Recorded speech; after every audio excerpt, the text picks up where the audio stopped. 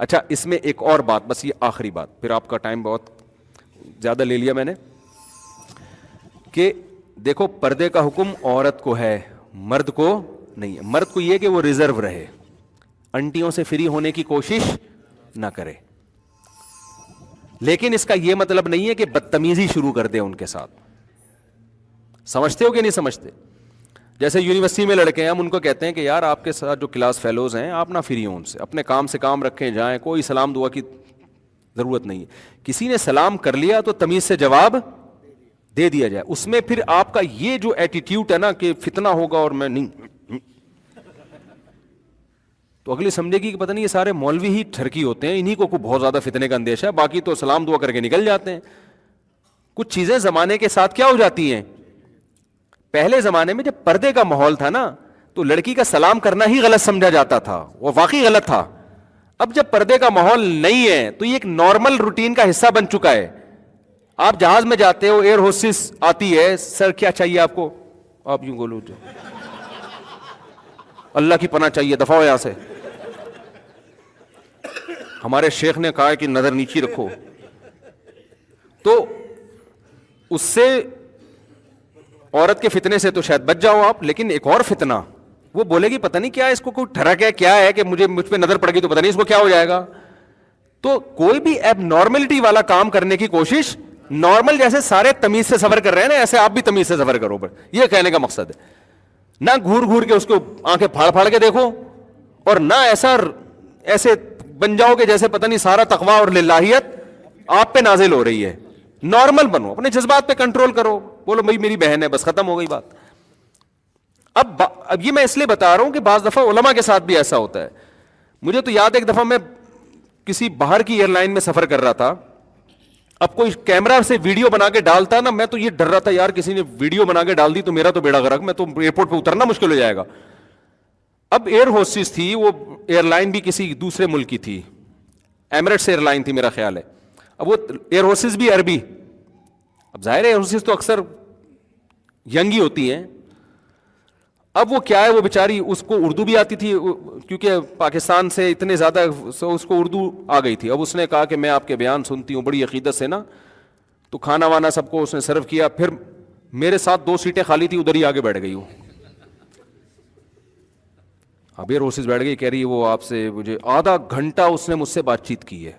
اردو تھوڑی کمزور تھی اس کی، لیکن اپنے مسائل اور یہ، اور مجھے آدھے گھنٹے میں مجھے الحمدللہ اللہ سے امید لگا کے کہہ رہا ہوں، کوئی دعوے نہیں کہ مجھے کوئی الحمدللہ فتنہ نہیں ہو رہا تھا.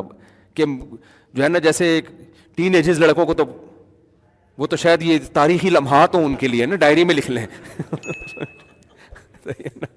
ہم تو بھائی 15 بچوں کے باپ ہیں الحمدللہ، گھر ہے اور ایک ایج بھی ہوتی ہے انسان کی، اور پھر کچھ اپنے اندر بھی. میں نہیں کہہ رہا کہ مجھے تو ڈر لگتا ہے کوئی دعوے کبھی نہ کرو بیٹھ کے، لیکن اس وقت بہرحال مجھے کوئی ایسا فتنہ عام طور پہ ایسے موقع پہ ہوتا نہیں عام طور پہ. تو میں بیٹھ گیا، میں اپنا آرام سے بیٹھوں، وہ ادھر آ کے پہلے تو وہ مسائل پوچھتی رہی، پھر بیٹھ ہی گئی. مجھے یہ ڈر لگ رہا ہے کہ یار کوئی کسی نے تصویر کھینچ کے ڈال دی نا تو میری ایسی کی تیسی. اب بتاؤ میں اس کو اگر اٹھاؤں وہاں سے، تھوڑا فاصلہ تھا الحمدللہ، یعنی بیچ میں ایک بندے کا فاصلہ تھا، وہ فاصلے سے بیٹھی ہوئی ہے.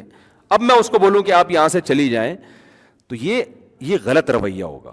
یہ آپ ایک میسج دے رہے ہیں کہ گویا مجھے آنٹی چونکہ آپ سے بہت فتنہ ہو رہا ہے اور اب میرے جذبات کنٹرول میں نہیں ہے، اور گناہ سے بچنا بھی فرض، گناہ کے مقدمات سے دفع ہو جائیں یہاں سے آپ. نتیجہ چاہے کتنے ہی اچھے اخلاق سے آپ بولیں، تو ایسے موقع پہ جب وہ آپ کو اپنا ایک روحانی پیر و مرشد سمجھ رہی ہے، اور کراؤڈ پورے مجمع میں، کوئی بند کمرے میں تھوڑی ہے، بند کمرے میں کسی عورت کے ساتھ تنہائی جائز نہیں ہے.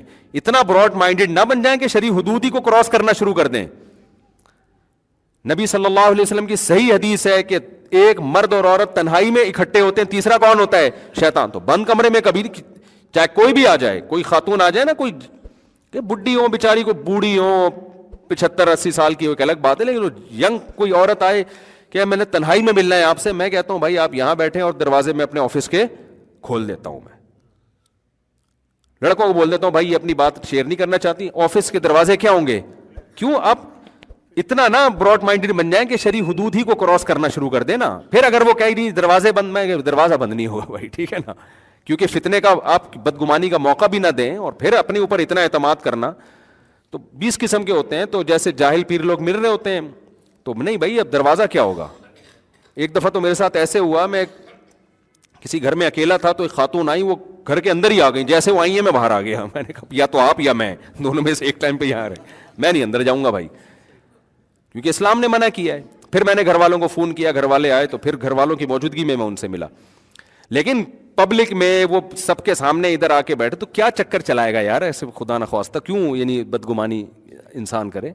ایسے موقع پہ لبرل, اس کو میں اس پازیٹیو چیز کو دیکھ رہا تھا کہ یار ایئر ہوسٹس ہو کے, بے پردہ ہو کے, اس کو عالم سے عقیدت ہے, اس سے گائیڈنس لے رہی ہے. یہ لفٹ کرانا اس کی ایک پازیٹیو چیز ہے, اور اتنی عقیدت اس کو, ایسے میرے ساتھ واقعات ہوتے رہتے ہیں, کو فرسٹ ٹائم نہیں ہوا. اتنی عقیدت, آخر میں اس نے کہا کہ آپ ایک جملہ مجھے لکھ کے دیں دعائیہ, اور میں پلاسٹک کوٹنگ کرا کے اپنے گھر پہ لگاؤں گی کہ میری زندگی میں آپ سے سیلفی تو شکر ہے اس نے نہیں لی, اس کو خود ہی خیال آ گیا. تو میں نے پھر جملہ لکھ کے دیا کہ اللہ ہماری اس بہن کو دنیا اور آخرت کی بھلائیاں دے, دین پہ چلنے کی. میں نے دعا لکھ دی. اس نے کہا یہ میرے لیے اتنے قیمتی لمحات ہیں, میں اس کو پلاسٹک کوٹنگ کر کے اپنے گھر کی دیوار پہ زندگی, کیونکہ ایسا اتفاق پتہ نہیں دوبارہ کبھی ہو یا نہ ہو. تو میں نے ایسے دیکھا ایئر ہوسٹس میں بھی جو بہت یعنی ان کے اندر بہرحال ایک جذبہ ہے. آپ کو پتہ ہے نبی صلی اللہ علیہ وسلم نے فرمایا المرء مع من احب یوم القیامہ, انسان کو جس سے محبت ہوگی قیامت کے دن اسی کے. دینداروں کے ساتھ محبت, یہ محبت چھوٹا عمل نہیں ہے. میں لڑکیوں کو ایئر ہوسٹس بننے کی کبھی بھی ترغیب نہیں دیتا. کوئی خاتون میرا بیان سن کے ایئر ہوسٹس نہ بنے.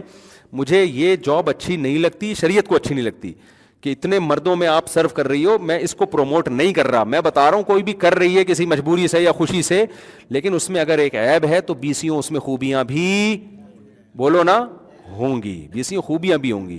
تو آپ نے اس سے ایسا, پھر ایسے موقع پہ کوئی مجھے کہے گا یہ دیکھو لبرل لوگ ہیں انٹی کے ساتھ بیٹھے ہوئے ہیں تو بھائی پہلے جو تھے نا, تو آپ جیسے داڑھی مونچھوں والے لوگ ہی آ رہے تھے, تو میرا بیان تھا سخت قسم کا, کرخت قسم کا. مجھے پتا تھا اس کے پھر بھی کوئی اثر نہیں ہوگا, تو ان کو تو تھوڑی سی لفٹ کرا دو تو یہی آدھی سے زیادہ تبلیغ ہو جاتی ہے. سمجھتا ہے کہ نہیں سمجھتا ہے. تو مولانا طارق مل صاحب پر بھی جو لوگ اعتراض کر رہے ہوتے ہیں نا, فلانی کے سر پہ ابے دوپٹہ تھا اس کے سر کے اوپر, یار ٹوپی تھی پتہ نہیں دوپٹہ تھا, رہا تو پبلک میں رکھا ہے نا, تو کیا یار کیوں اس کو اتنا نیگیٹو لے کے جا رہے ہو. تو دین کی تبلیغ کے لیے حرام کی اجازت آپ کو پھر بھی کسی صورت میں, جیسے شرابی پی رہا ہے تو آپ بولے ہاں پی لے, جب پوری پی لے گا تو پھر بات کروں گا, لیکن وہ کہے بات جب میں سنوں گا جب ایک گھونٹ تو بھی پیے گا. اب اگر آپ اتنے براڈ مائنڈڈ بن گئے کہ اس کو خوش کرنے کے لیے آپ نے کہا چلو ایک گھونٹ میں بھی پی لیتا ہوں, یہ براڈ مائنڈڈ نہیں ہے, یہ آپ نے شریعت کا بیڑا غرق, آپ نے اللہ کی حدود کو کیا کر دیا, کراس. تو اسی طرح نامحرم سے اگر آپ تنہائی میں مل لیے, تنہائی ہو گئی, کوئی تیسرا بندہ نہیں ہے, اب یہ براڈ مائنڈڈ, یہ تبلیغ کی آپ کو شریعت میں اجازت نہیں ہے, کیونکہ اب آپ اللہ کی حدود سے کیا کر رہے ہو.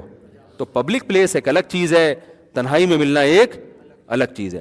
سمجھتے ہو کہ نہیں سمجھتے. اور بعض دفعہ میری لڑکیوں کے ساتھ سیلفیاں آتی ہیں, وہ میں نے نہیں لی ہوئی ہوتی, کوئی بندہ آگے کھڑا ہوا ہوتا ہے تو لیفٹ میں کوئی خاتون بھی آگے کھڑی ہو جاتی ہے.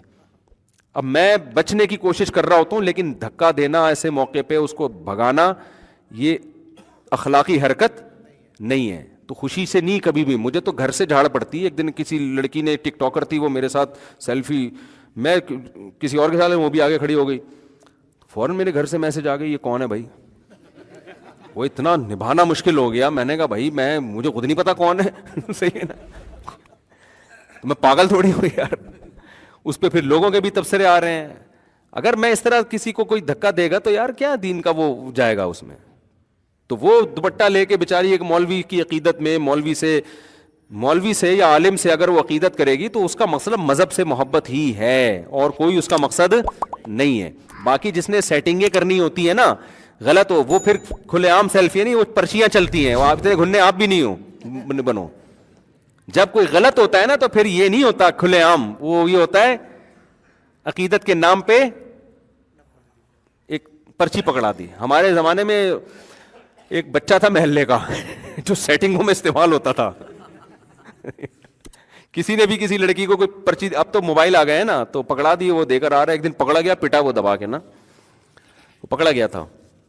تو تو جس نے غلط کرنا ہوتا ہے نا اس کے اسٹائل یہ نہیں ہوتا, اس کا اسٹائل کچھ اور ہوتا ہے. وہ پھر چپکے سے مس کالیں, پھر کالوں کا جواب, پھر وہاں سے میسج بازیاں, پھر الٹی سیدھی حرکتیں, پھر کال, یہ سب, پھر چھپڑ میں ملاقاتیں, وہ بالکل ہی الگ اسٹائل ہوتا ہے. تو بدگمانی مت کیا کرو میرے بھائی, بہت ہو گیا میرے بھائی, بہت سارے سوالات رہ گئے.